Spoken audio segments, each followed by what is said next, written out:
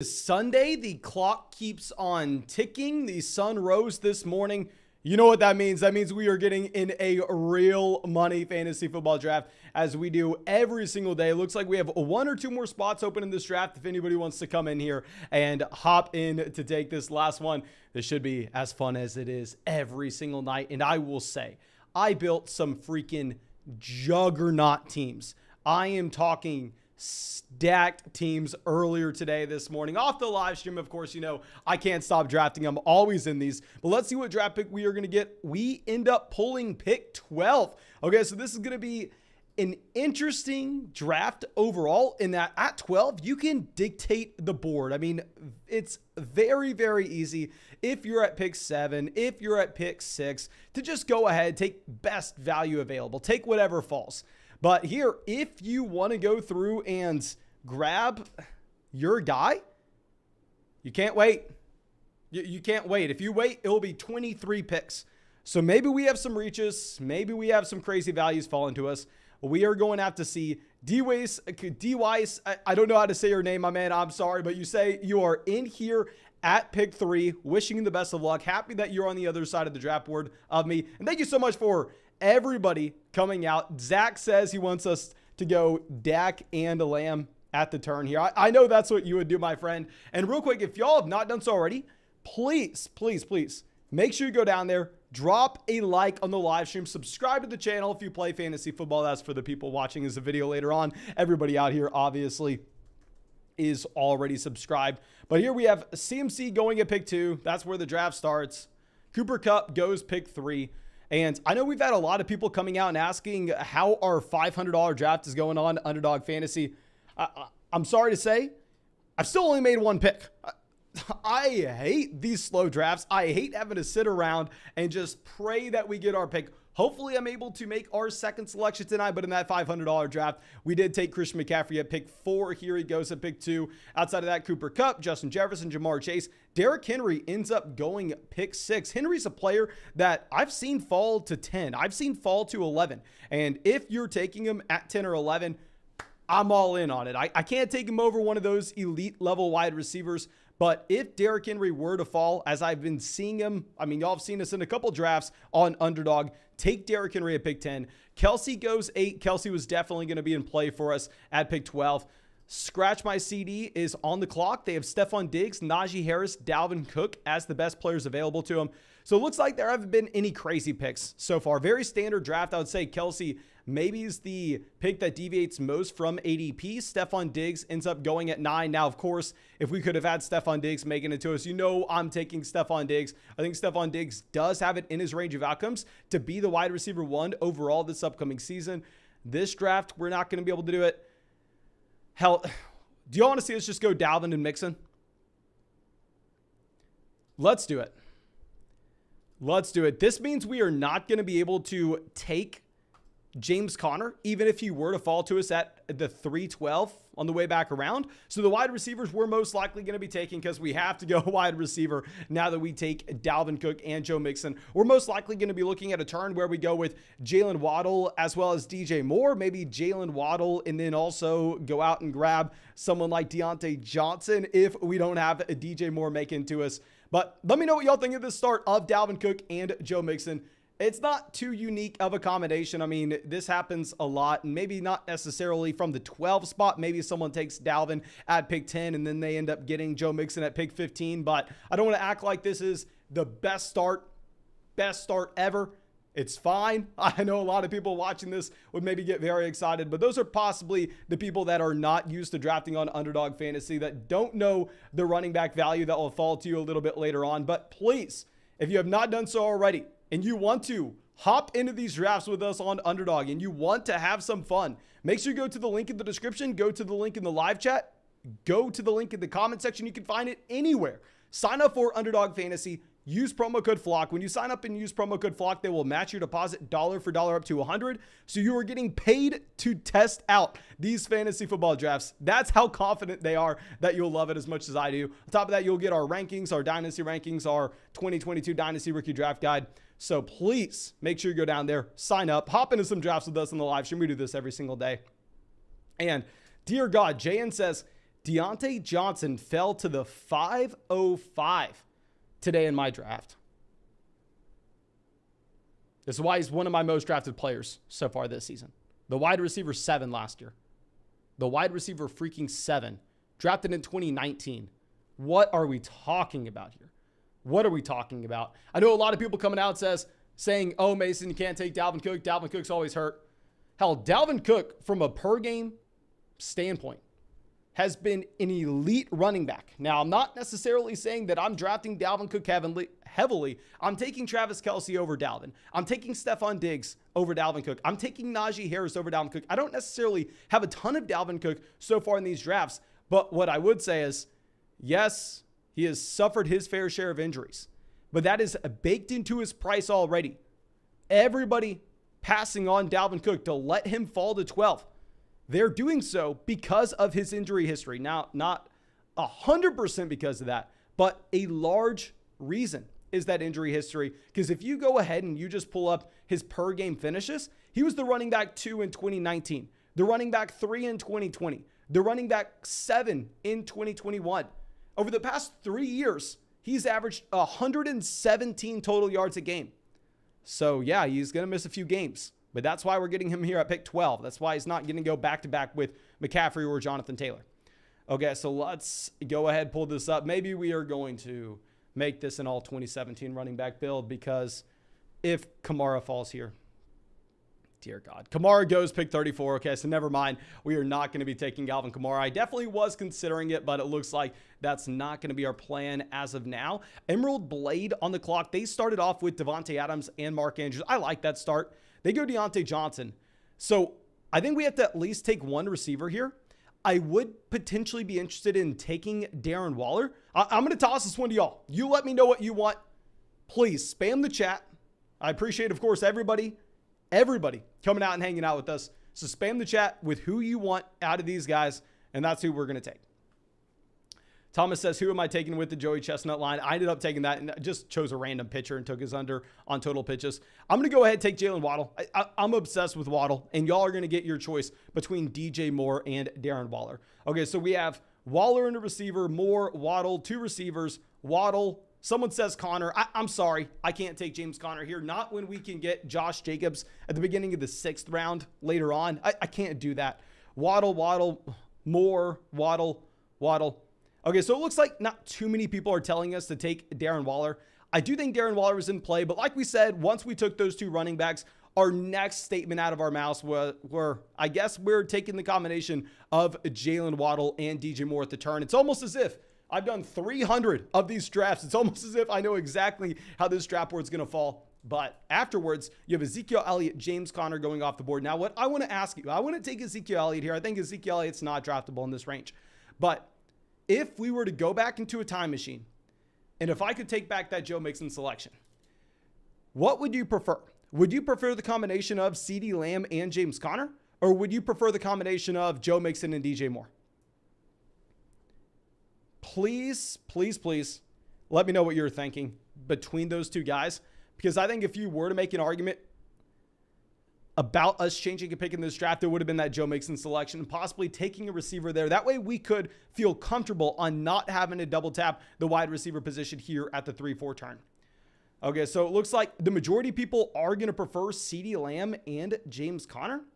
Interesting. Okay, maybe that's an adjustment we make going forward. With CeeDee Lamb, I will say, this is a team that's going to push the pace of play. The Dallas Cowboys obviously are going to condense that target tree as well when they miss out on both Amari Cooper as well as Cedric Wilson this upcoming season. So I'm not going to argue with anybody. If y'all prefer CeeDee Lamb and James Conner over the combination of Mixon and Jalen Waddle, or Mixon and DJ Moore, I think your opinion's valid, and I think I would understand that. Okay. So here someone says Mason would never approve the selection of Michael Pittman Jr. at pick 24. You're damn right. What the hell are we doing? Michael Pittman Jr. was the wide receiver 27 on a per game basis his 2nd season in the NFL. A.J. Brown was the wide receiver 7 on a per game basis his 2nd season in the NFL. I'm almost certain they're the same age. Yes, you had A.J. Brown drafted in 2019, but he only stayed 3 years at Ole Miss. Michael Pittman Jr. stayed 4 years at USC, drafted in 2020. Michael Pittman Jr. is just going to be someone that I don't have any of this year. Very similar to Courtland Sutton. Those are two wide receivers. Even Mike Williams, to be honest, when Mike Williams was going over freaking Nick Chubb. Those are just names that very, very rarely will I be drafting. Okay, but let's pull this up. Darnell Mooney goes at pick 54. Let's check out this team. They took Derrick Henry, Saquon Barkley, A.J. Brown, Terry McLaurin, and Darnell. Okay, so Brandon Cooks goes pick 55. Based on these wide receivers going off the board in this range, I'm happy that we decided to pass on Darren Waller previously. I love grabbing one of those elite level tight ends. I do think that Darren Waller falls into that range, but it would be difficult looking at the receivers that are currently available versus some of these other positions. Okay, Waylander goes Elijah Moore, 56. It's going to be early for Elijah Moore. I mean, I'm looking at Juju Smith-Schuster also as a slot flanker wide receiver that's going to be playing with Patrick Mahomes instead of Zach Wilson. J.K. Dobbins goes 57. This team has loaded up on running backs. They have Najee Harris, Alvin Kamara, James Conner. They go Chris Godwin, 58. The team before us goes Lamar. You have to go Lamar if you're them. That's not even in question. So here, the players that I'm going to be looking at are going to be the combination of Juju Smith-Schuster, Josh Jacobs, and Jalen Hurts. If I were to take Jalen Hurts, I think we're only going to have to draft two quarterbacks depending on the second guy that we end up getting. I've drafted Josh Jacobs in so many leagues. I have over 20% Josh Jacobs at this point, but we are going to go ahead and take him yet again. I don't get it. I do not get it. And do we want to just roll the dice, grab an elite level quarterback in Jalen Hurts, and see if we get a receiver that we like making it back to us?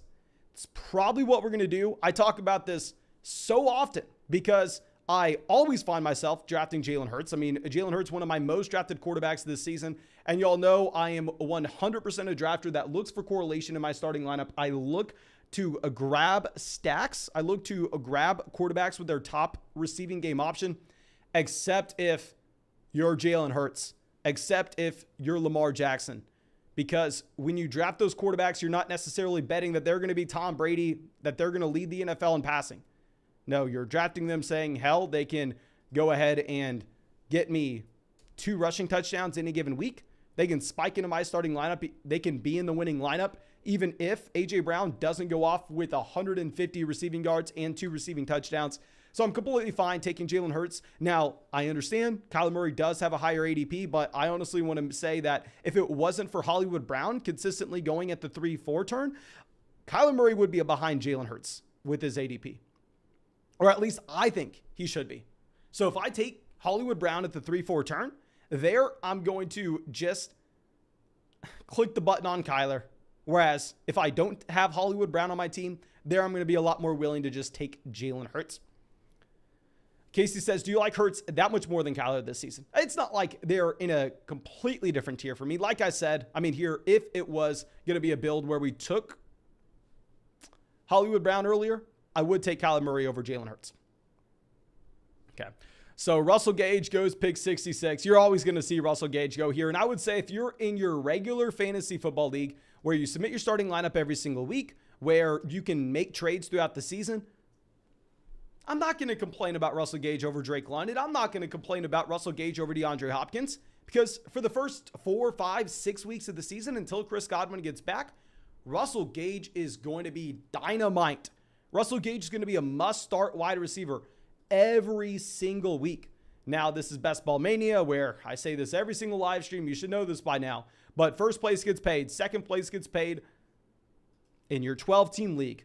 But a small percentage of every single league pot is set aside for the fantasy football playoff tournament at the very end of the season, where first place is $2 million. Second place is $1 million freaking dollars. All the way down the line, it's a massive tournament. And that means when you're drafting in these Best Ball Mania drafts on Underdog Fantasy, we need to be prioritizing production in weeks 15, 16, 17. That's why I am personally knocking out many shares of Russell Gage at this price point. He will have an advance rate, probably higher than someone like DeAndre Hopkins, but he'll also have a ceiling possibly lower once you get to that fantasy football tournament. Okay, so this team goes Russell Wilson, pick 78.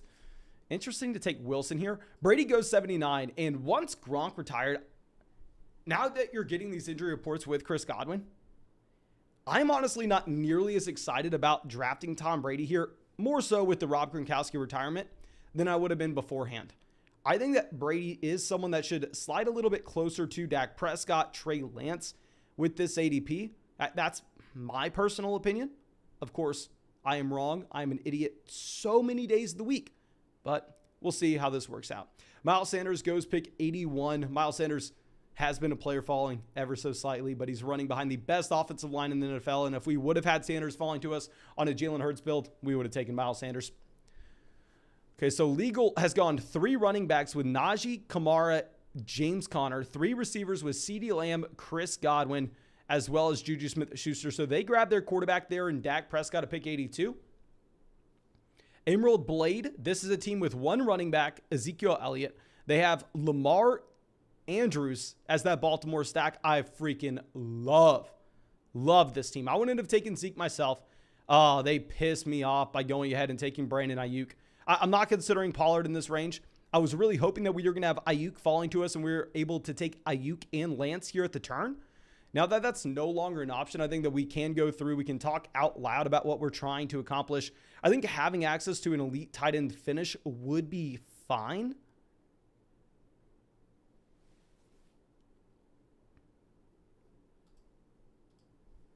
Let's go Hawkinson. Let's check the chat to see what y'all want.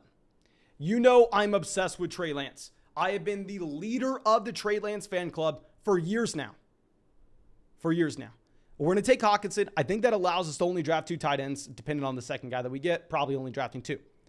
But here between CEH and Lance, I'm not doing a receiver in this range. I'm not reaching on it.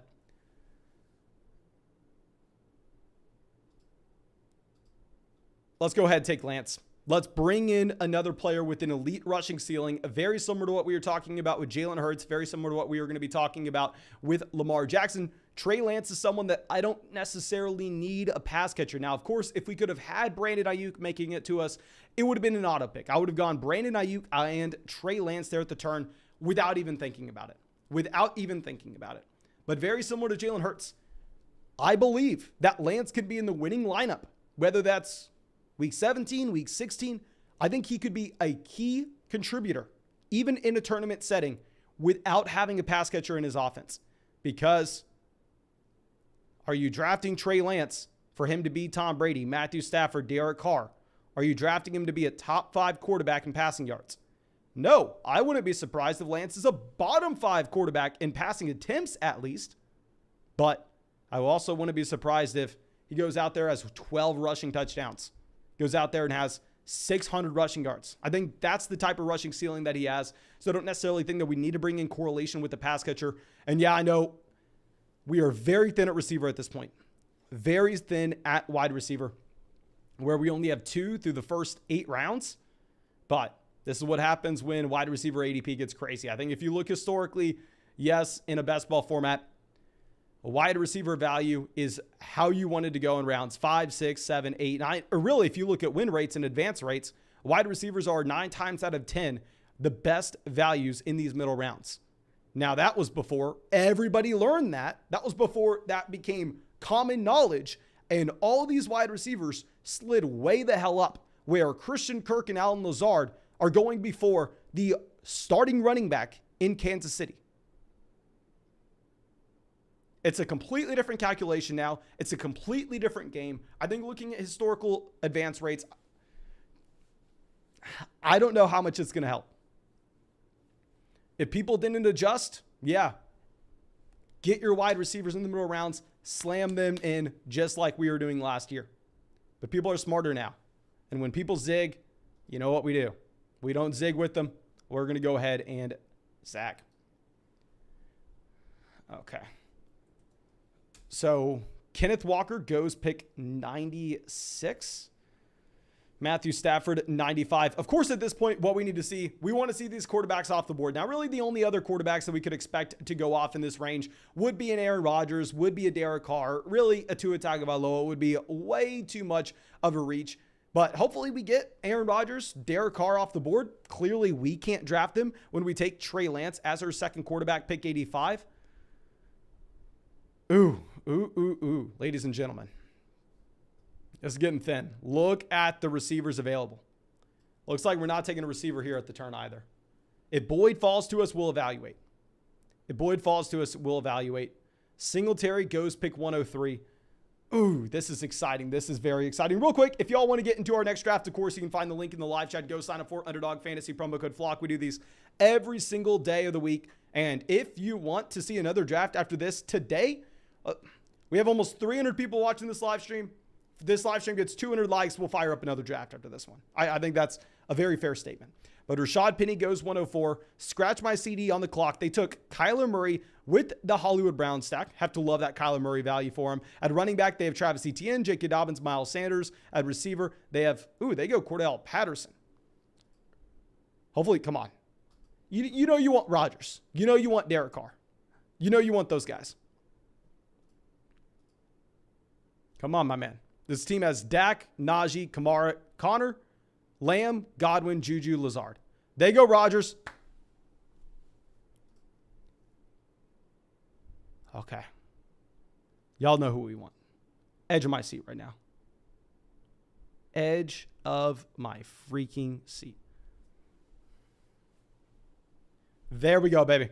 Was not expecting. You never get the Jalen Hurts stack with Dallas Goedert here if that was the way you ended up going. This fell to us perfectly. We end up getting Boyd as our wide receiver 3, a pseudo stack, yada, yada, yada, here with Joe Mixon. Oh, this is beautiful. I could not be more excited about this because this confirms the fact that we only have to draft 2 tight ends with this build. We only have to draft 2 tight ends. We can potentially get up to 6 running backs if we want, but every smart person, any smart person on the planet here would tell you you're only going to draft 5 with this build, but we could get up to 8 wide receivers minimum. This will be either a 2 quarterback, 6 running back, 8 receiver, 2 tight end build, or this will be a 2 quarterback, 5 running back, 9 receiver, and 2 tight end build, just dependent on the value that falls to us a little bit later on. Ooh, I'm going to stay flexible. This is going to be fun. Okay, Kenny Golladay, Christian Watson, go pick 113, 114. Let's see if this works. Justin Fields, good. Get these quarterbacks off. And at this point, obviously, we want the tight ends off as well. We should get players like Dawson Knox off the board, possibly a Pat Frymuth off before our next election, pushing down some running back, pushing down some wide receiver value to us. The quarterback position, not really expecting too many other quarterbacks to go off the board. Maybe Tua Tagovailoa. Outside of that, not really happening. Maybe we get a Gesicki. But this is beautiful. Steve LeBaum, probably pronounced that. Steph LeBaum. Don't know how to pronounce it. You know I'm stupid. Says, nice team, Mason. One of the best I've seen you draft this year, and I haven't missed one. Thank you, my man. I appreciate it. Let's keep it going. I think it's a unique build as well. I do think it's a unique build with Jalen Hurts and Lance, with Hawkinson and Dallas Goedert. And I will say we got very lucky. Very lucky here. That's starting at pick 103. We had a stretch of 5 selections with no receivers and no Dallas Goedert going off the board. That's exactly what we needed. You have Dawson Knox making it all the way to pick 118. That is a significant drop-off for Dawson Knox. Now, what I will say is, I haven't drafted much of Dawson Knox this year, and I just wrote up his chapter in our 2022 Fantasy Football Draft Guide. Oh, dear God. I think I am going to continue to avoid Dawson Knox. This is a tight end that, yes, had his breakout last season. He was the tight end 9 on a points per game basis. That's great. I'm getting Robert Tonyan vibes. This is a tight end that had a 12% team target share. This is a tight end that had almost a 13% touchdown rate. Yes, you're going to expect that his touchdown rate is higher than league average because the offense that he plays in, but you're not going to expect it to remain in the double digits. You can't project any player in fantasy to have that touchdown rate. And the most telling sign, in my opinion, the yards per route run at 1.3. That was the same exact mark that he had over the previous 2 seasons. And his air yards per game, 34. The same exact mark that he had over the previous 2 seasons. So it looks like really the only difference that you had for Dawson Knox was this was a tight end that, I don't want to say got lucky with touchdowns, but fell into the end zone a couple times, that maybe we can't guarantee he will again this upcoming season. But hopefully we get Tua as well as Gesicki off the board. What I will say is I really like taking the combination of Tua and Gesicki at the turn here. Obviously, I personally can't. But, I mean, it is an easy stack to walk yourself into depending on how your draft room goes. And here I think this is going to be a 100% Crowder pick. Maybe we can make the argument, oh, we're building around the Cincinnati-Buffalo game. No, that doesn't freaking matter. I'm not worrying about that. But outside of this, we're either Dotson or Spiller. Now, here's my thought process. I think Dotson will slide a little bit with this ADP, given the extension that Terry McLaurin just got. However, at the same time, we really need some wide receivers here. I think we are going to have a drop-off after this. So let's go ahead. Let's take Dotson. If we take Dotson, I think we can keep it in our back pocket to potentially still draft 6 running backs, because I really do like a lot of the running back value that's later on compared to the wide receivers in that range. Of course, historically speaking, if you look at regular advance rates, if you look at what we've had from best ball drafts over the past 5 to 6 years, it would be laughable. Maybe some people would make the argument it's still laughable to take 6 running backs in this build. But like I said, this is a completely different season, a completely different slate, where we've never seen ADPs built this way. Jayan says, Dawson Knox cracked double-digit fantasy points once without scoring a touchdown. And yeah, that's almost what you're expecting from your tight ends, right? You're expecting that they are almost going to be touchdown, boom, or bust. But I don't want to have that priced into their ADP. Where Dawson Knox goes here, completely fine. Dawson Knox goes pick 118. But let's check out where his ADP is, because I do not think that he goes there very often. Yeah, Dawson Knox has an ADP of 102. So if we go out of our way and we check out where that would have been in this draft, an ADP of 102 has him right in line with Chase Claypool, ahead of some of those running backs that I do believe can be running back ones in fantasy, ahead of someone like James Cook. Y'all know I really like James Cook, given the receiving skill set that he will have in one of the most pass-happy offenses in the NFL. May not love the talent in James Cook, but the situation couldn't be better for this upcoming season. So, it is interesting. Johnny says, why draft a Jahan Dotson when you can get Curtis Samuel 50 picks later? Oh, my man. Let's pull this up. Jahan Dotson was a mega producer at Penn State. The man averaged over his final 2 seasons over 40% of the receiving yards per game for Penn State. Not looking that up right now, but I am looking up Curtis Samuel. Whereas Curtis Samuel, not a first-round drafted wide receiver that has anything close to that same caliber. Now, yes, he's an elite-level athlete. He was an exciting prospect coming out of school. He's very young at the same time. I mean, the man's only going to be 26 this upcoming year, and it seems like Samuel's been around forever in that same 2017 draft class as Cooper Kupp, who's closing in on 30. But you know how many times Curtis Samuel has gotten to 100 targets through his 1, 2, 3, 4, 5 year NFL career?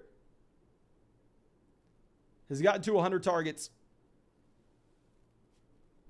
once. I'm going to prefer Jahan Dotson if we're looking at, just say, the top end of the range of outcomes. If we're looking at the top 5 percentile outcomes here for Jahan Dotson versus Curtis Samuel, definitely have to lean with Dotson, right? If you look at his prospect profile. Okay, so let me remind everyone, we are about to close in on 1,000 views in this live stream. So I think it's completely fair to ask 1 out of every 5 people to drop a like on the live stream. If we get 200 likes in this live stream, we will go ahead and get another draft going after this one.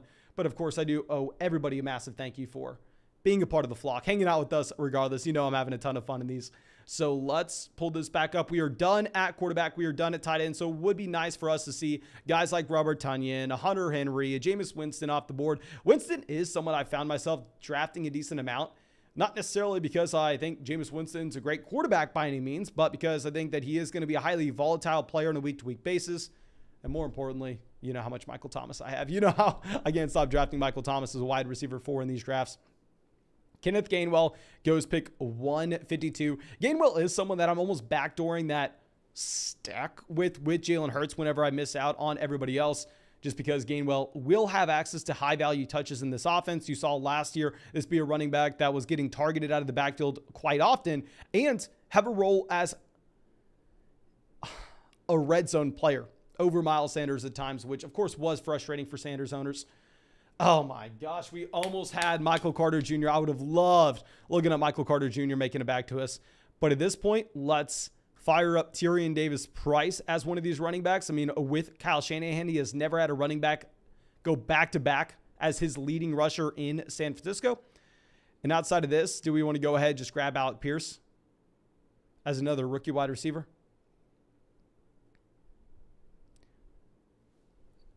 Here's my thought process. We're either going to go Alec Pierce, Keel Herbert, or Darrell Williams. Let's sit here. Let's let this sink in. Let's look at the wide receivers that should be available to us on the way back around. Someone like Will Fuller, who I'll probably end up drafting. But yeah, we only have 5 receivers. I feel like we almost have to go with the wide receiver here, even if we do like the value. I mean, we just drafted Tyrion Davis-Price a little bit ahead of his ADP. So let's go ahead and let's grab another rookie here with Alec Pierce. And I feel like I can't be too hypocritical where I'm coming out saying that Michael Pittman Jr. is one of the worst values in fantasy if he's going here at the 2-3 turn. And at the same time, not at least like Alec Pierce at his ADP. When you're getting a year 2 wide receiver, I didn't like him as a prospect. Let me be completely honest here.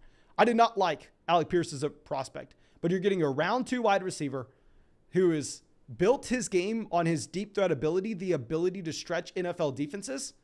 And while I may not necessarily like that in a regular dynasty fantasy football format, if you go back and look at our analysis of Alec Pierce coming into the NFL draft, where you could find some value would be in that best ball format, where you could randomly get an Alec Pierce week where he has 7 targets, 4 receptions, say 120 receiving yards and 2 receiving touchdowns, randomly spike into your lineup. So we'll take Pierce here. After this, you get a couple quarterbacks off the board. Really want to see these quarterbacks continuing to go.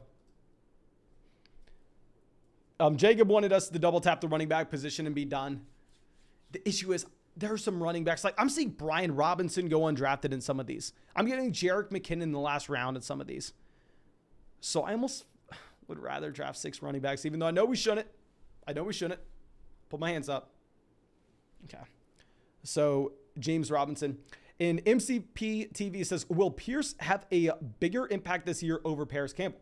This is something that I really want to hone in on because this is the time of year where you have everybody's projections coming out. And if you don't understand how fantasy football projections work, what essentially happens is a team will sit down, whether that's an individual, a group of people, and you'll have to go through and you'll have to look at the entire range of outcomes for a player. You have to look at their floor case if they stay healthy. You'll have to look at their ceiling case if they stay healthy, and you have to find something in the middle. So inherently, rookies like a George Pickens, like an Alec Pierce, like a Jahan Dotson will look bad in those projections because there's a large bust rate with those wide receivers, especially as rookies, depending on where you take them in your draft. But should we be looking at that floor case scenario in a $25 draft that's a tournament style that is $2 million the first? No, we almost shouldn't care at all about the floor with those players. We shouldn't care about their median projections. What we should care about is the top end range of outcomes. Maybe we're not just shooting for the top 5 percentile range of outcomes that you have with these guys, but still you want to have access to someone that has the upside of potentially be a top 24 wide receiver. And while maybe if Paris Campbell somehow stays healthy this year, he has a higher floor than Alec Pierce with the snaps he's going to play, with the targets he's going to draw. How surprised would you be if you had Paris Campbell coming out and being a top 24 wide receiver in fantasy? I'd retire. That would be one of the most surprising things of the year. Whereas if that deep threat rookie who goes in round 2 that has the athletic profile ends up breaking out to be that top 24 wide receiver, even if I didn't love him as a prospect, sounds a lot more likely. Sounds like it's in the range of outcomes. So I'm not going ahead and I'm not looking at median projections. I'm not trying to determine what's most likely. I'm trying to determine the probability a player has at actually winning me a large sum of money. And I don't necessarily think that Paris Campbell has a very high ceiling, whereas Alec Pierce, I think, could access that. Okay, but let's pivot this back over. Let's look at some of these players. Winston's still falling. Jameis Winston, an ADP of 151. We're closing in on pick 180 here. Oh, that is crazy. Gus Edwards goes 177. You have a couple other tight ends in this range. We have Jalen Hurts, Lance. We took Jalen Hurts pick 61. We took Trey Lance pick 85. At this point, I don't think I can go ahead and draft Jameis Winston. Now, trust me, if I knew Winston was going to be available at pick 180, I wouldn't have gone out of our way and I wouldn't have invested into Jalen Hurts and Trey Lance where I did. But it's hard to just assume that you are going to get these players falling as far as this in ADP. Okay. So maybe I throw y'all a bone. I know I'm taking Will Fuller here. I don't care what y'all say. I don't care what y'all say. In a best ball format, I'm taking Will Fuller. Outside of that, let's scroll through. If we're looking at any potential stacks we could be bringing in, I'm not going to care about the third round wide receiver. That's literally just a field stretching wide receiver for Trey Lance in San Francisco. It's not going to be there are really no intriguing wide receiver picks later on. You have Brian Robinson, you have Jerick McKinnon, Mostert's fallen.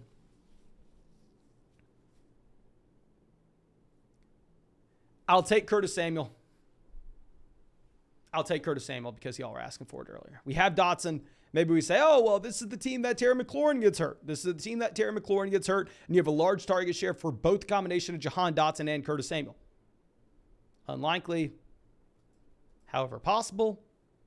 Let's go ahead and let's do it. And let's scroll this down here. We are setting ourselves up with the potential of going back-to-back running backs here at the end. It's going to be dependent on the value that falls.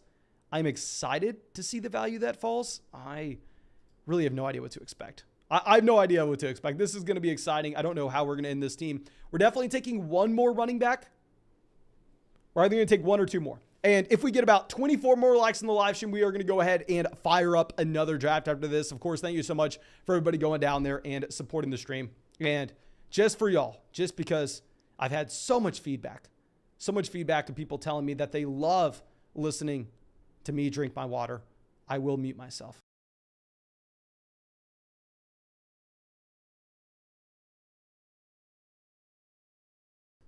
Now, if you are not going to drop a like on the live stream, if you are not going to go sign up for Underdog Fantasy, for me doing you the favor of muting myself as I drink my water, I don't know what you're going to do it for. Okay. So after this, we take Curtis Samuel and you have a run on tight end. Someone in the chat says you must have Will Fuller in every draft, don't you? I'm not going to lie. I have Will Fuller a lot. Let's go ahead. Let's see how much Will Fuller that we have. And yes, Will Fuller has a very low floor. It is in the range of outcomes that Will Fuller does not sign with the team. That's 100% possible. Now, I believe it's unlikely. And it's also in the range of outcomes that, hell, Will Fuller goes over and signs in Green Bay. There are reports saying that he doesn't like playing in the cold or he would have already signed in Green Bay, yada, yada, yada. But if Will Fuller were to sign in Green Bay, which is not very likely, but it's in the range of outcomes, where is he going in these drafts? Will Fuller in Green Bay, are you taking him or McCole Hardman? Oh, I cannot wait to hit you with this stat. I don't know if we wrote this in our draft guide or if I just saw this the other day, but you know, I memorize every fantasy football stat that I would ever come across. Can you please go to the live chat right now and guess Will Fuller's finish on a points per game basis in 2020? Keep in mind, he didn't play at all last year. In 2020, he did play. That's more recent than you had Christian McCaffrey. Please take a guess, PPR formats, how many points per game Will Fuller gave you. Because I don't think you're going to get it right. I think you're probably going to get it wrong. Not necessarily even points per game. What was his wide receiver finish? We'll keep it easy. We will keep it easy. I just searched this so we can guarantee that we are right and not just going off the top of my head. And it's even better than I thought, ladies and gentlemen. It is better than I thought. I was off by one. Okay, we have 9, 14, 18, 17, 17, 14, 14, 17, 7, 37. Will Fuller tied with A.J. Brown as the wide receiver 7 on a points per game basis. Now, no, I don't think the wide receiver drafted in 2015 has it in his range of outcomes to go out there and be a top 10 wide receiver again this upcoming season. But if we're getting Will Fuller after Devin Duvernay, Paris Campbell, Nico Collins, Sammy Watkins, Marvin Jones, in a league where we are trying to find the highest ceiling possible and not worrying about the player's floor, what else do you want? That's why I'm drafting so much Will Fuller. I'm taking Will Fuller everywhere I can. Okay. And I know people, anybody with the brain wants to go ahead and tell me, Mason, you're only going to draft one more running back here. Mason, you need to grab another receiver. This wide receiver core is very weak with Waddle, DJ Moore, Tyler Boyd, Jameson Crowder, Jahan Dotson, Alec Pierce, Will Fuller, Curtis Samuel. Yes, I agree with you, but who provides us more points this upcoming season? McKissick or John Mechie? I'm taking the running backs here. We're going to go ahead. We're going to go back-to-back running back. Who are the guys that we mentioned? We mentioned Jerick McKinnon as our 18th round selection. Historically speaking, in best ball formats, 100% what you want to be doing is taking the receivers there. That's what you should have done last year. That's what you should have done the year before that. That's what you should have done the year before that. That was what you should have done the year before that. But now that everybody has access to that information and you've seen these wide receivers skyrocket up ADP, I think it's a different calculation, and I will be fine drafting one too few receivers and one too many running backs this year. But it looks like we have a donation coming out from Derek. Derek, thank you, of course, so much for always supporting the live stream. And we have 200 likes on this stream, so let's go ahead. Let's fire up another Best Ball Mania draft. And I have almost maxed these out. This is going to be a sad day when we have no more drafts to hop into. But we have 8 spots left in this draft, so this is going to be a brutal draft room. This is going to be a very, very, very tough draft where we are going up against only people in the flock. Oh, this is going to be tough. Where are we drafting from? Give us a good spot. 105, I'll take it. Thank you. Thank you for the 105 pick. This is going to be solid. And we should go ahead and, of course, thank Derek one more time for a donation. I appreciate you, my dude. And at the 105, life's easy for us. We're not going to have any choices. Probably going to get Jamar Chase. Now, let me go through, give a shout out to a couple people from the flock. I know Young Steezy is a part of the flock here at pick 12.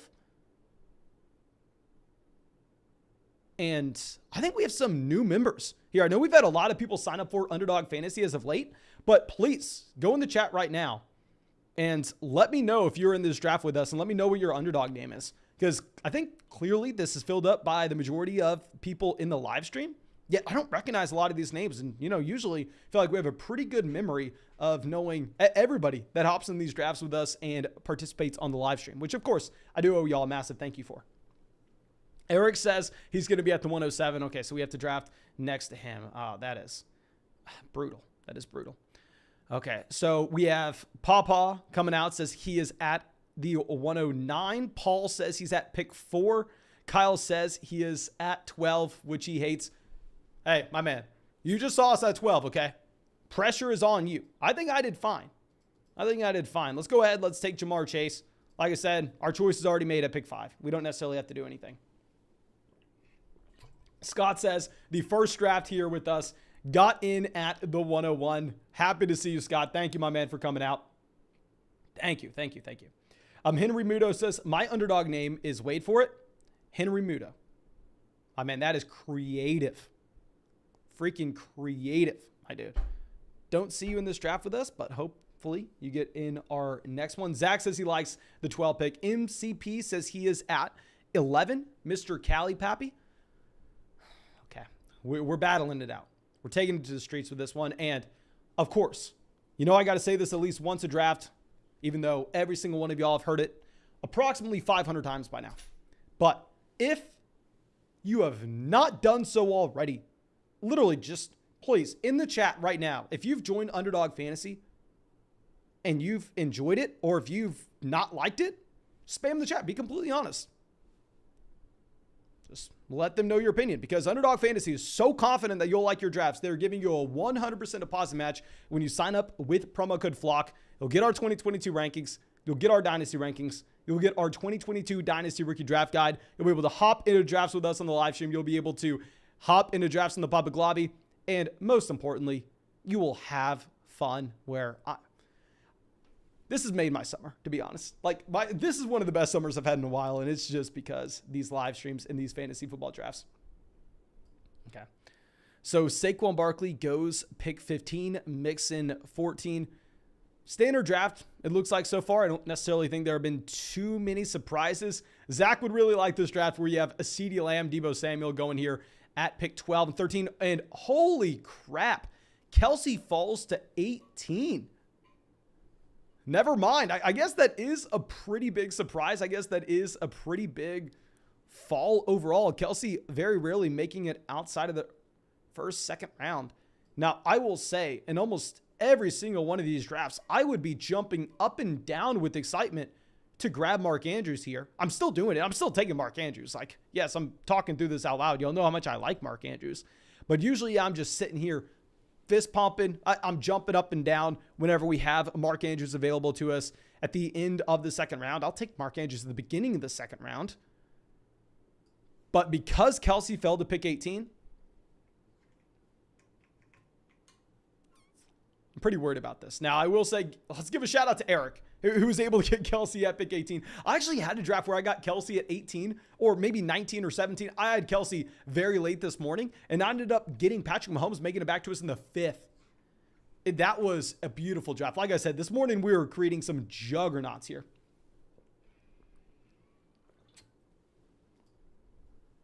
Henry says, God, I miss the days of Saquon Barkley in the middle of the third. Yeah, it's not happening anymore. It's not happening, which does make sense. I mean, because if you're looking at CMC has, I don't want to say the same exact injury concerns as Barkley. CMC does have a higher ceiling than Barkley as well. I will admit that. But like we said in a video a couple weeks ago, I don't know how long ago we said at that point, Saquon Barkley's injury concerns are almost too baked into his price if you would compare him to someone like CMC. That's like the same sentiment that I have with Michael Thomas. I'm convinced one of these days, Michael Thomas will stop falling in ADP and I will stop looking like the dumbest person that has ever played the game of fantasy football when I continue to draft him as one of my most drafted wide receivers at this point. I hate the middle of the third.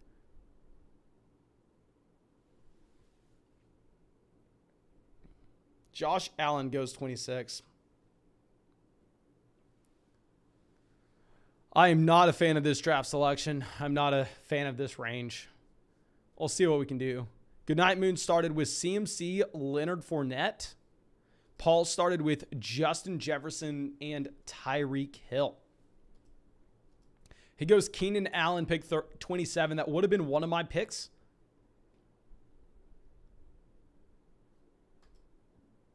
Javonte goes.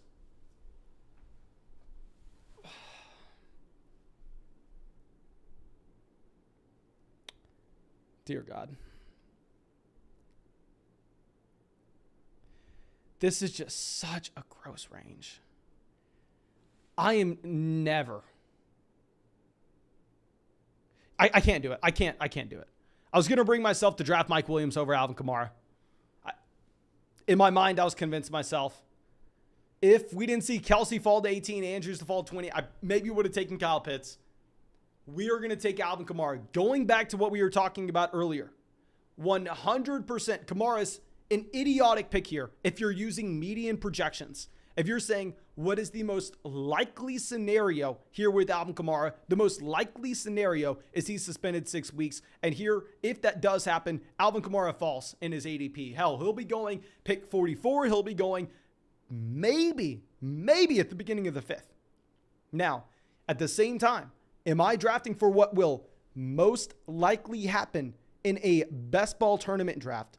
Or am I drafting for, say, the top 10th percentile outcome? Top 10th percentile outcome, somehow, some way, Kamara doesn't get suspended this year, or he appeals it and gets that moved down to 2 to 3 games. And also, in this format in particular, everybody wants to focus in on week 17 matchups and talk about the only thing that matters, weeks 15, 16, and 17. Hell, why don't I take a player that will probably be low owned and have a low advanced rate overall, however, have an elite ceiling during that stretch at the same time? So we're going to take Kamara. As you can tell by me sitting there on the clock for quite a while, talking through a couple different things in my head, going back and forth, not ecstatic about the selection, given the possible suspension, but say Alvin Kamara were to get suspended for 2 weeks, 3 weeks, then all of a sudden his ADP, slides up to being right next to Aaron Jones, and the start of Jamar Chase, Mark Andrews, and Alvin Kamara is not possible to get in August. Okay. So we just simply don't know. Don't know about the suspension. And when there is uncertainty, maybe you avoid it in a regular 12-team draft. But in this best ball tournament, I'm targeting uncertainty. I welcome uncertainty. I welcome variance. Okay, so let's bring this up. McLaurin goes pick 41. McLaurin's definitely been rising since he got his contract. DJ Moore goes pick 42. I really almost drafted Mike Williams there. Oh, dear God. Can you imagine? Okay. Okie dokie. Another pick stuck in no man's land. Not a massive fan of any of the receivers here. I think this wide receiver's one large flat tier. This group of guys. We'll take Breece Hall here, pick 44. Yes, Jerry Jeudy, probably the pick most people would make. But with Breece Hall, I do think it's in the range of outcomes for him to become a top 10 running back his rookie season, especially near the most important part, weeks 15, 16, and 17. This is a running back that, if you look at a running back prospect model, is in a historic range of guys. Really, the only bust that scores as well as Breece Hall in our running back prospect model is Rashad Penny. And I want to stand by what I've always said. Rashad Penny's always had the talent. It's just been the inability to stay on the football field. I don't think we have that issue with Breece Hall if you look at what he did at Iowa State. Going to be fine drafting him here at pick 44. Okay, so Herbert goes, Jerry Jeudy. Is this team on auto draft? I don't think so, because they took Keenan Allen 27. I'm unsure if Keenan Allen actually had the highest ADP out of this group. Maybe he did. No, Javonte Williams has a higher ADP than Keenan Allen, if I am remembering correctly. Gregory says, why are you hating on Mike Williams? They just gave him a massive deal. Keep in mind how I'm hating on Mike Williams. I'm hating on Mike Williams in the context of taking him over Alvin Kamara, taking him over Kyle Pitts. And with Mike Williams, this is a wide receiver that definitely took a step up. But let's have another fantasy football guessing game. Let's go back to Justin Herbert's rookie season. Let's go back to 2020, just 2 years ago. Let's stop hyper-focusing in on what just happened with our recency bias. Let's go 2 years ago in 2020. Can someone guess where Mike Williams finished on a points per game basis at the wide receiver position? Because I promise you, you're not going to get it right. I promise you, you are not going to get this right. And I'm looking at fantasydata.com right now. So I'll tell you, this website's going to have it right.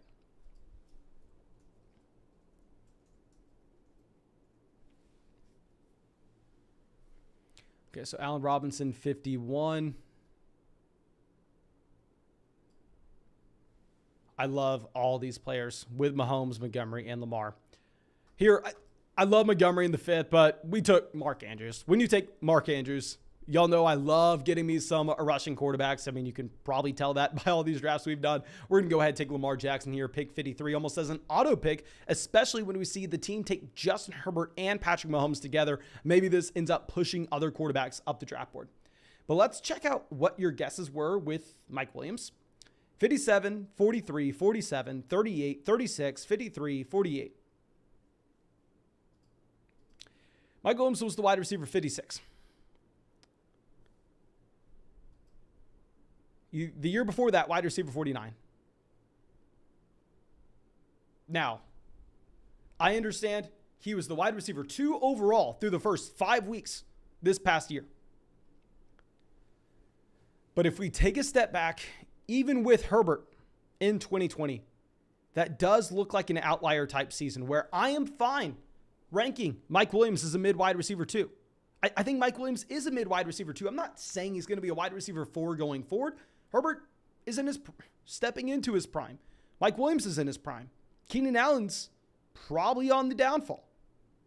Am I saying that Mike Williams is going to be the wide receiver 4 again? No, of course not. But I'm saying that it's kind of crazy to take him over Alvin Kamara. It's kind of crazy to take him over Kyle Pitts. Can we agree on that? I hope we can agree on that. Okay. Kit Kat says, do you think Gabriel Davis is going high because of one playoff game, or do you think he's the real deal? Let me grab my phone real quick. I've done almost 300 of these drafts, and I'm going to tell you exactly how many drafts I've taken Gabriel Davis in on a percentage basis. And hopefully this will give you some insight on how I feel of Gabriel Davis going before J.K. Dobbins, George Kittle, Gabriel Davis going before Patrick Mahomes, okay? Like, let's keep the context of the opportunity cost to select these players in mind when we talk about them. He can still be a great wide receiver. But he has to be. He's going before Patrick Mahomes, going before Lamar Jackson. He's going before George Kittle. He's going before David Montgomery. I've drafted Gabriel Davis in 3% of these drafts. 3%. Okay, so Jalen Hurts goes 65. I would have taken Jalen Hurts if he would have fallen to us. Let's slide this up. We need a wide receiver with this pick, so I'm going to be completely fine with any of these 3 guys. And Joe Burrow, of course, is intriguing whenever we have Jamar Chase. But honestly, if we look at the stack that we have with Lamar and Mark Andrews, I'm not dying. I don't think we need to get Burrow or reach. If Burrow were to fall to us in the 7th, I'll take Burrow in the 7th, 100%. Okay. But the issue with Burrow is he just doesn't have access to the same level ceiling that I would say these other quarterbacks do. Like, I wouldn't even say Burrow has the same ceiling as a Trey Lance from a 4-point passing touchdown format. 4-point passing touchdown format, of course. Joe Burrow is a way better real-life NFL quarterback than someone like Lance. But if you can get to double-digit rushing touchdowns and at the same time you can rack up 600 rushing yards, 700 rushing yards, 800 rushing yards. And we're getting you a couple rounds later. I think that's probably the bet we're going to make. Okay. Eric says, are you going to get another draft going after this one? I have not eaten anything today outside of like a smoothie. So I'm very, very hungry. But, you know, I do enjoy these drafts. So we will see. We will see. Adam Thielen goes pick 70. Good thing we took one of these receivers. A.J. Dillon goes 71. A.J. Dillon is someone that may end up just burying me if we don't get him in enough leagues, because if I pull up how many drafts we've taken A.J. Dillon in, taken him in 5% of these drafts, which is a little bit underweight, and I think I maybe need to reevaluate this. My issue is just the range that he goes in consistently. Because going back to what I was saying, maybe from a median projection, A.J. Dillon is being overdrafted here. But if we're looking at his top end range of outcomes, if there were to be an Aaron Jones injury, A.J. Dillon is a top 10 running back immediately. Minimum. Okay. So Paul is here. This is the team that went back-to-back quarterback with Herbert and Patrick Mahomes. At quarterback, we have Lamar, running back Alvin Kamara, Breece Hall, wide receiver Jamar Chase, Amari Cooper, tight end Mark Andrews. Okay, so this is going to be a very funny team. It's going to be a team that we may just nickname the all-suspension team. Now, it is going to be so hard to advance this team, almost impossible to advance this team if you have Alvin Kamara suspended 6 weeks. But if that were not to happen, if somehow, some way, this team does not get an Alvin Kamara 6-week suspension, and we are able to get to weeks 15, 16, 17 of the fantasy football playoffs, and DeAndre Hopkins turns into a top 10 receiver yet again in Arizona, that'd be fantastic. Now, the players that we're missing on this team, obviously, we're going to be missing a Chris Godwin. We're going to be missing a potential Deshaun Watson to bring in just the all either injured or suspended players at the beginning of the season that are not going to be providing us any production, but it is what it is. Let's roll those dice. Let's roll those dice. Okay, so after we take Hopkins, you have CEH, Tom Brady, Miles Sanders, Hunter Renfrow, Brandon Ayuk, all going off the board. Pollard goes pick 83. Kit Kat Kit says, what player or players do you have drafted in less than 1% of your leagues? Okay, so let's go ahead. We will pull this up real quick to check in on what players we have in less than 1% of drafts. Should I even bring up the guys that we're just drafting sometimes as random dart throws, as players that aren't going to be drafted at all in these drafts, just to see if they would have a random spike week and they're at a very low ownership percentage in that playoff tournament? Someone like O.J. Howard, someone like Kyron Williams, someone like Mo Alley Cox. Like, we won't talk about those. Let's talk about the players that are actually getting a reasonable draft capital in these. Players with less than 1%. Paris Campbell.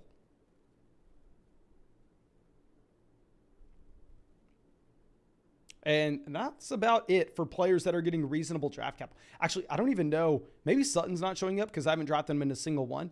Courtland Sutton. Okay, this is surprising. I figured we would have at least had Courtland Sutton in one of these. I have Courtland Sutton in none of these. Other players that are going to be very low. Michael Pittman Jr. I have in 3%. Mike Williams I have in 2%. Those are the players that I am mainly off of compared to the overall market. I actually recorded a video that should come out later this week about those early round wide receivers and why I think we should be going ahead and avoiding those big bodied guys in particular. Okay. But let's see what we end up getting here at pick 92. So running back, we have Kamara, Breece Hall. Quarterback, we have an elite guy, Lamar. Tight end, we're elite. We have Mark Andrews. Wide receiver, Jamar Chase, Amari Cooper, and DeAndre Hopkins. Okay, Treylon Burks goes pick 90. Christian Kirk goes here. At some point, it's hard for me to continue to take players that are not going to produce at the beginning of the season. I mean, we already have someone missing 6 weeks with Hopkins. We have a potential suspension with Kamara. We have Breece Hall not producing at the beginning of the year. So we can't take Kenneth Walker here. Kenneth Walker is someone that we're just going to have to pass on. And for that reason, we're going to go ahead. We are going to take Tyler Lockett. Speaking of uncertainty, here, I think this is another player that could have some variance with his current ADP and where he's being drafted compared to where he will be drafted in August. Because as of now, projects that you have either Geno Smith or Drew Lock as his starting quarterback. But if you were to have a trade for Jimmy Garoppolo, if you were to have a trade for Baker Mayfield, this Tyler Lockett ADP is not going to stay this low. Tyler Lockett has averaged a top 24 wide receiver finish every year over the past 3. Or at least if you combine the past 3. Don't remember it off the top of my head. Now, not saying that he should be drafted as a top 24 wide receiver this year. Of course, that should fall down ever so slightly with the departure of Russell Wilson. But this is a player that has an extremely high average depth of target. This is someone that's going to be volatile and spike into your starting lineup on a week-to-week basis, given the best ball format. So I will be fine going ahead and drafting him as the wide receiver 92. Let me see how much Tyler Lockett I have, because I feel like we have a decent amount of Lockett as well. Tyler Lockett, I've been 13% of drafts. We have a decent amount of Tyler Lockett just because I do think that there is going to be some variance with this ADP, and this is going to be another player that could rise with a move yet to be made. Not very likely, but in the range of outcomes. Okay, so let's scroll this down. So Rogue on the clock at quarterback. They have Allen, Chubb, Dillon, Kareem Hunt at running back. Receiver, they have Cooper Kupp. This is the Kupp team. Maybe they go Stafford. But you have Josh Allen as well. Maybe they go Dawson Knox because they took Allen. Let's see what they do. They go ahead, they take Dawson Knox. I wasn't going to be interested in a Knox based on what we talked about previously, looking at his yards per route run, looking at his air yards being identical to what they were over the past 3 years. The only difference is that touchdown rate spiked this past season, going to be the most volatile statistic in fantasy football. Yes, we already said he should have a higher touchdown rate than league average given the Buffalo Bills offense, but still to project it to be in the double digits is very, very aggressive. Okay. So let's see what Goodnight Moon decides to do. They take Robert Woods, pick 99.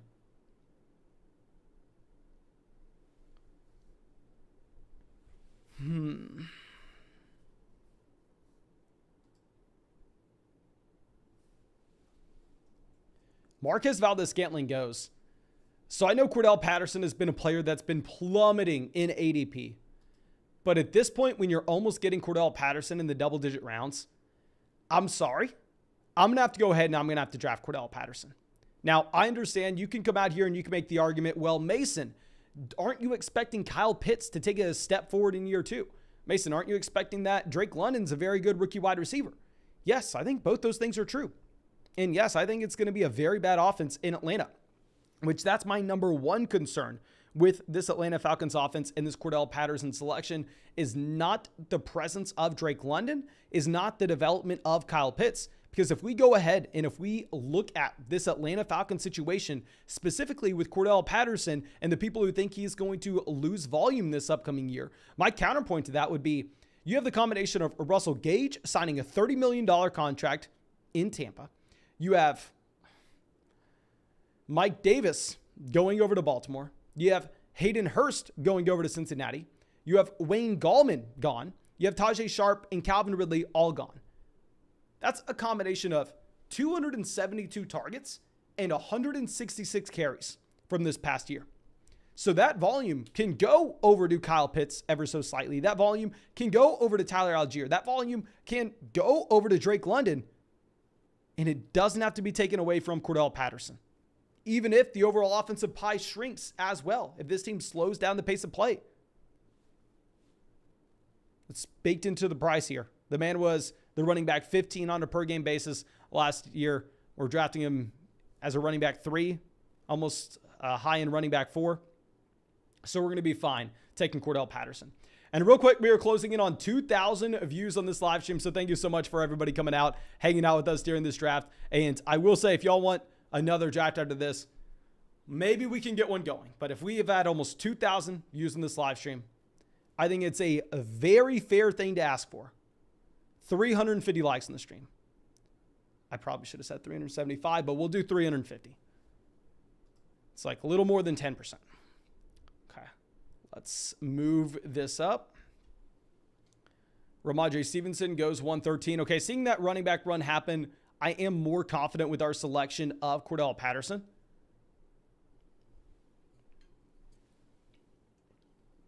Now, my favorite receiver in this range is going to be Christian Watson. We can't take Christian Watson. We can't do it. I think we have not enough production on this team as is at the beginning portion of the season. This team is already set up to be optimal in weeks 15, 16, 17. Maybe for this reason, if we want to bring in some correlation with this Arizona Cardinals passing offense as well, and we want to 100% make sure that we only have to draft 2 tight ends here, Zach Ertz is not someone I've been drafting very often, but like what wide receivers are we actually passing up on that matter? Let's take Zach Ertz here as our quarterback 2. Maybe that's what gets us over the hump through the first 6 weeks, and we're able to have those players that should have their production backloaded for that week 15, 16, 17 playoff stretch. It's what can sneak this team through. I think we are getting some correlation in here with Hopkins and Zach Ertz as well. So I will be fine with this. I'll be fine. Gallup goes 117, fine with the Gallup value, but you can't take Michael Gallup on the same team you drafted DeAndre Hopkins. You can't take Michael Gallup on the same team where you drafted Alvin Kamara and Breece Hall. We already are behind the 8 ball for the beginning portion of the season. Randy says, should you take Russell Gage for early production? I guess the one situation where I would be fine going ahead and taking Russell Gage is if you're at like the 7-8 turn and you're like, you know what? I really want Hopkins. Let's take Russell Gage and DeAndre Hopkins. My issue with Gage is while I really did like his price point a couple weeks ago, we made video after video about it. It's now to the point where in the draft before this, Russell Gage went at pick 66. That is tough for me to get behind. Okay, so Jameson Williams goes pick 121. Another player that we can't draft, so happy to see him off the board. We can't draft Pat Frymuth. We can draft Rondale. We can draft Kenny Golladay. We can draft Justin Fields. We can draft Jarvis, McCall, Ronald Jones. Not really interested in Tua Tagovailoa. So let's see this. Kenny Golladay off the board. Luke says, just got in the stream. Can you show the entire draft board? Yes, sir. Be happy to go through and show that draft board. Okay. United Moon has taken 7 receivers so far. They just drafted Tim Patrick. They have Russell Wilson at quarterback. They have Christian McCaffrey, Leonard Fournette at running back. Neither of the 2 teams before us have a tight end. Interested to see if they go Pat Freiermuth. They go Rondale Moore as their 8th receiver. I'd say if you look at advance rates in years past, maybe that's a fine idea. But based on what we were seeing with wide receiver ADPs being pushed up across the board, I think it's a very bad idea to do at this point.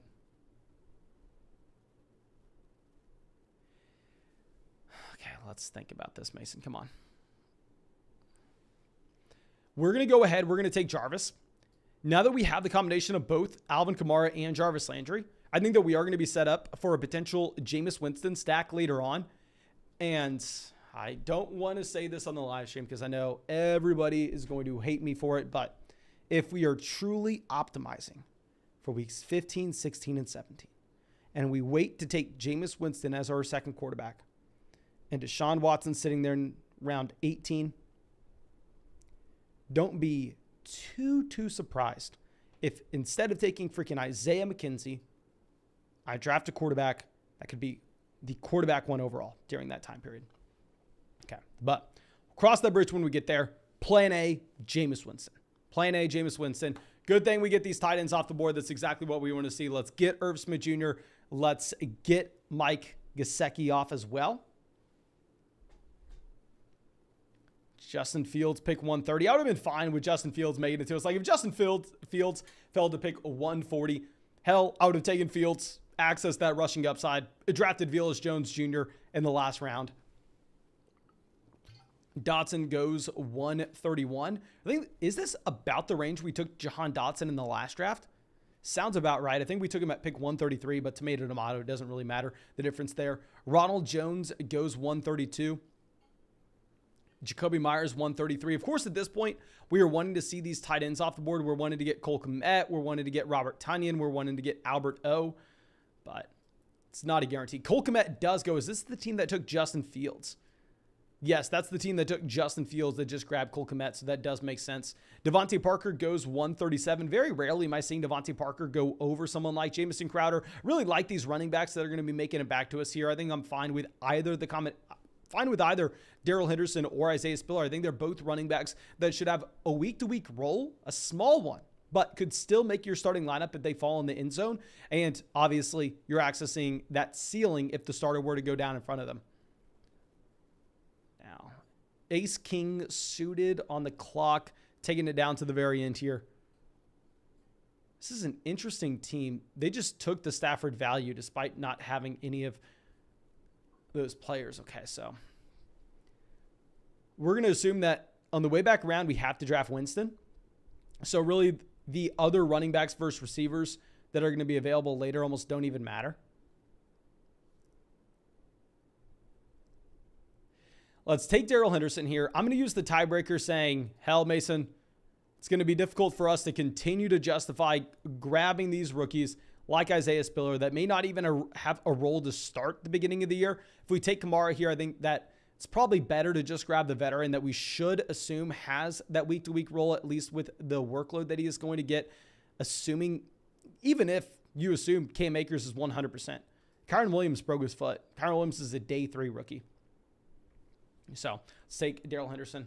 Best Ball Moderate says, what are your thoughts on Big Bob Tonyan? Last year, obviously, Robert Tonyan was one of the worst picks in fantasy football. If you went through and looked at his touchdown rate, okay, let's do another fantasy football quiz. Let me pull up my draft guide here because this is going to be one of the most surprising statistics you find, I think, in general. But please guess your Robert Tonyan touchdown rate from last year. Now, I'll tell you, a regular touchdown rate, let me pull up the Travis Kelce touchdown rate because I think that could be a fine example of what you would come to expect. Over the past 3 years, Travis Kelce has averaged a 5.99% touchdown rate. So that's how often one of his targets is turning into a touchdown.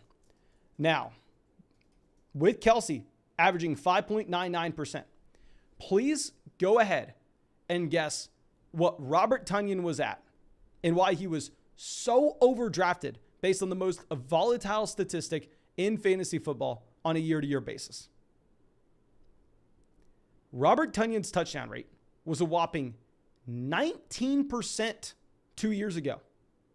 The most unsustainable mark ever. If you ever heard someone tell you last year to draft Robert Tonyan, never listen to them again. Like, dear God, all you need is a basic understanding of numbers to know that. Now, what I will say is he is cheaper this offseason. He is cheaper despite Devontae Adams not being there, despite 30% of this team's targets just being up for grabs. We're not going to assume Allen Lazard, Christian Watson, Aaron Jones soak up all that volume.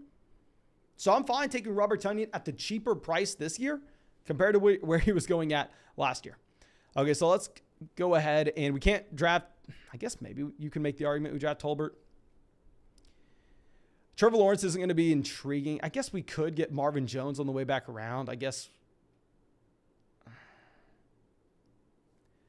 we'll take Lawrence. We could get Marvin Jones on the way back around. It sucks that we got sniped on Jameis Winston. I don't know if this team is out here trying to intentionally snipe us. They take Burrow at the end of the 6th, but that is behind Burrow's ADP. And at the same time, they take Jameis Winston at pick 145. But they had Higgins. They had Chris Olave. They're probably not sniping us. They're probably just doing what's best for their team, even if it's not best for ours. So let's take Lawrence. Let's target Marvin Jones on the way back around. Let's potentially target Laviska Shenault in the final round. Of course, we can't take Evan Ingram on this build. Okay. So Jalen Tolbert goes pick a 151. Kenneth Gainwell 150. Keel Herbert 152. Scott says, sorry, needed the Eagles Saints week 17 stack. Oh my gosh, guys. I can't get behind this week 17 nonsense. I can't do it. I understand the thought process. I understand the large field nature of week 17 in this tournament. But at the same time, you have to have so many things go right. And what is the real edge we are getting with those week 17 stacks compared to sneaking a DeAndre Hopkins team there, compared to sneaking an Alvin Kamara team there, compared to sneaking a Deshaun Watson team there? Personally, I'm trying to sneak a couple of those teams that are going to have players at low ownership. And still, of course, bringing correlation with your team, like the Lamar and Andrew stack that we have, like the Lawrence and Marvin Jones that we're going to be going after. But Tyrion Davis Price, Darrell Williams go here at the turn. Daniel Jones, 158. Gus Edwards is someone that I'm not drafting. I understand from a median projection standpoint, based on how run-heavy this Baltimore Ravens offense is going to be, like Gus Edwards is a fine selection, but my issue with the situation is what's best case scenario with Edwards? He will legitimately never catch a single ball out of the backfield, ever. And even if Dobbins were to go down, he's still in a committee with Mike Davis. Okay, so let's see what Ace King Student does. They only have one quarterback. They only have one tight end, but it is Matthew Stafford. It is Kyle Pitts. Maybe you see them pass on tight end and quarterback here yet again. Looks like we are potentially just going to be locking ourselves into every single touch out of the Atlanta Falcons backfield. Yeah, that's what we're going to do. We're going to go ahead and take Tyler Algier here. I think it is possible for both Cordell Patterson as well as Tyler Algier to return value on where we took them in this draft. Cordell Patterson pick 101. Algier pick 164. Of course, it's going to be a very bad offense overall, but based on the unique usage of Cordell Patterson, I think this Algier pick can be fine. Okay. So Kit Kat Kid says, who is your most drafted player this year? Okay, I've talked about this a ton. Please let me know in the chat what y'all think it is. I'm sure y'all know, but I'll say my 3 most drafted players this year, I've drafted in 20%, 19% and 19% of these drafts. So I have been doing a good job capping ourselves off. Of course, I'm still having my stance on guys. Like 20% is like almost 2.5 times what you'd expect based on an average ownership percentage. But let me know what your thoughts are. Now, Matt Ryan, Gus Edwards, George Pickens all go off the board. Okay, someone says Josh Jacobs. One says Jamar Chase, Travis Kelce.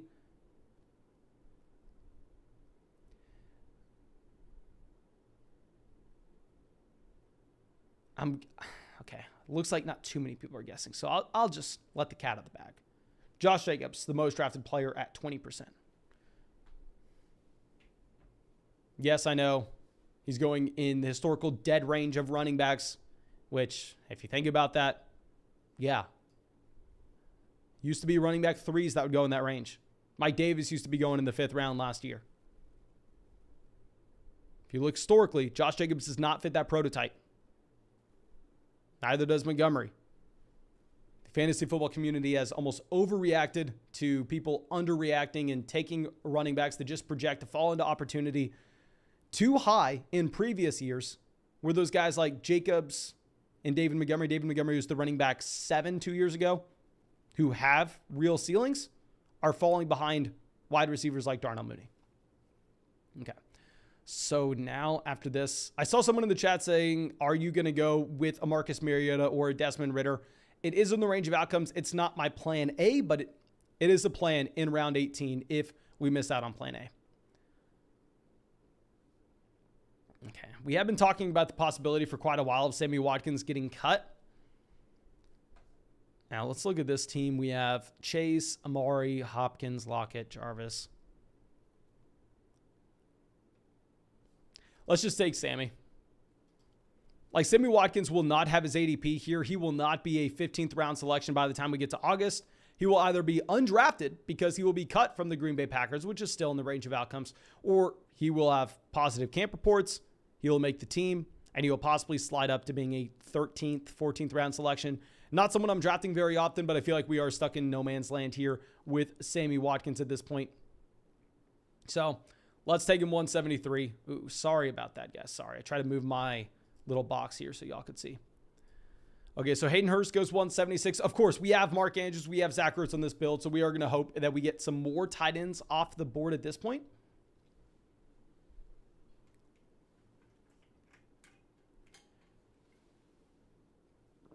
And if y'all don't know, I am a long-term Sammy Watkins fan. I mean, maybe you can kind of see our biases sneaking in here. I started playing Dynasty Fantasy Football back in 2014. That's when I really fell in love. That's when I started covering, or at least tracking fantasy football 365 days a year.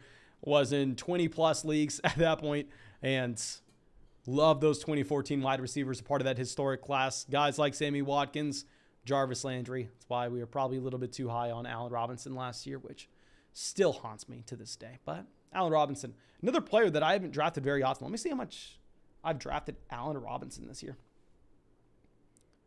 Allen Robinson, 3%. So very similar to Mike Williams, very similar to Michael Pittman Jr. and Courtland Sutton. But let's slide this over. Brian Robinson does go pick 183. Jared Goff, 184. That goes to the same team.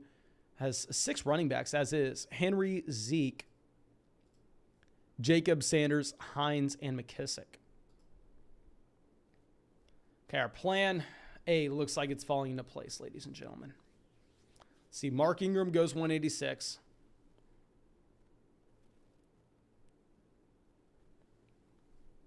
It's going to be an easy wide receiver selection here.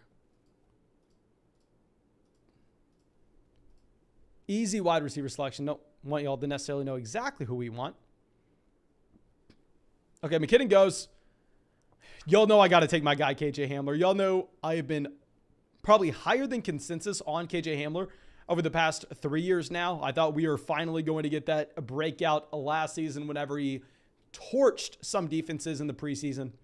But we had the injury. It is what it is. I think the combination of KJ Hamler and Tim Patrick are going to be reasons why people end up being too high on Courtland Sutton this year. Like, y'all know I am a massive Courtland Sutton hater, But even Jerry Jeudy, I've not drafted very often here. Jerry Jeudy, I have in 4% of these drafts. Compare this to where I have KJ Hamler. I have KJ Hamler in 10%. I have Tim Patrick in 7%. So I'm all about going after Patrick, KJ Hamler a little bit later. I think overall, those early wide receivers are being pushed up in Denver based on people looking at the target shares of what you had with Tyler Lockett, DK Metcalf, expecting that to carry over in Denver, and I am not entirely sure that's going to happen. Arthur says, can I get a shout out and say, hey, Dennis, happy birthday. Hey, Dennis, happy birthday, my man. Really hope that you have a great one. Hope you have a great weekend overall. Thank you for your support. Thank you for being a part of the flock. And like I said, hope you have a great one. Okay. But let's go over and find our next guy. Okay. Ooh, sorry about that. Meant to click over here.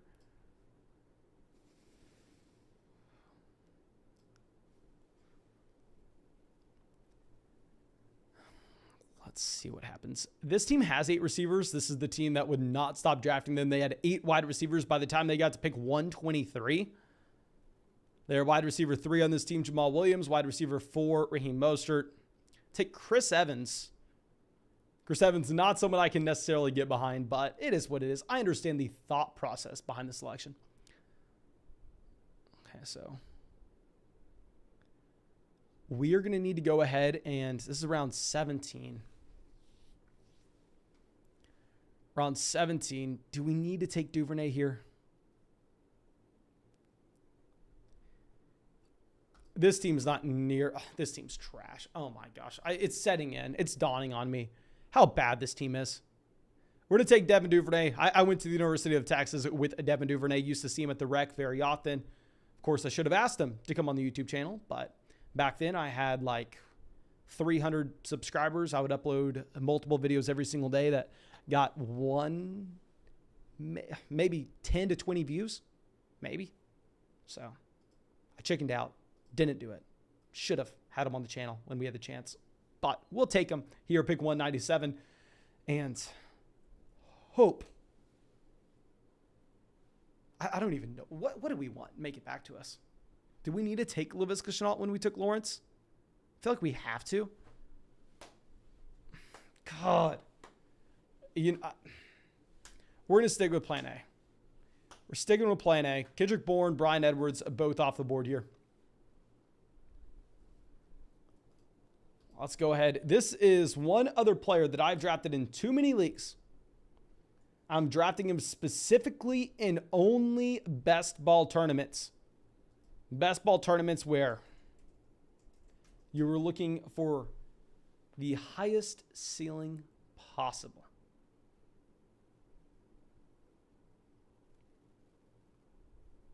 Okay.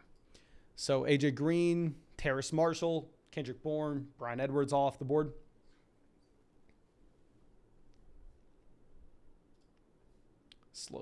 Lower this down. Logan Thomas is someone that I thought I was going to be drafting, but if you read injury reports on Logan Thomas, sounds like it was devastating last year. Watson goes 206. Watson was our plan. That was plan A for us to just go ahead, take Deshaun Watson as our quarterback 3 here. I found myself doing it a lot. Yes, I understand. Yes. Not many people are going to like it. And from a median projection standpoint, probably lowers your chance to advance. But how surprised are you going to be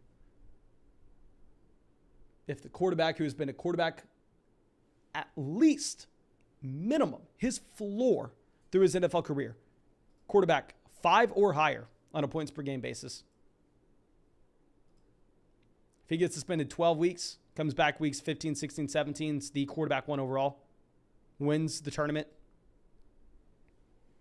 Not going to be too surprised if that happens. I'll say that. Okay, but Julio Jones goes. So it looks like we are going to go ahead. We're going to take Laviska Shenault. Actually, spam the chat right now. First message I see, Laviska Shenault or Marcus Mariota. We have Lawrence not stacked. The same time we have Patterson, Tyler Algier.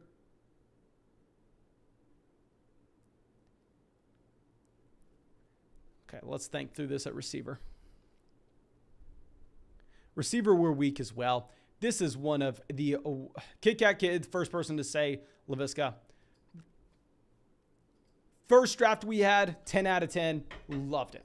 This draft, I don't even want to show the board. Gross. Never going to think about it again. Going to move on. Going to fix it for the next time. But thank you, of course, for being a part of the flock, supporting the channel. I truly do appreciate all of y'all. I hope you have a great Sunday night, a great 4th of July tomorrow's live stream will be a little bit earlier, of course, so I can go watch fireworks and stuff with my girlfriend. Hope that y'all are able to spend time with your family and everything tomorrow. But thank you again. I appreciate you and hope you have a great day.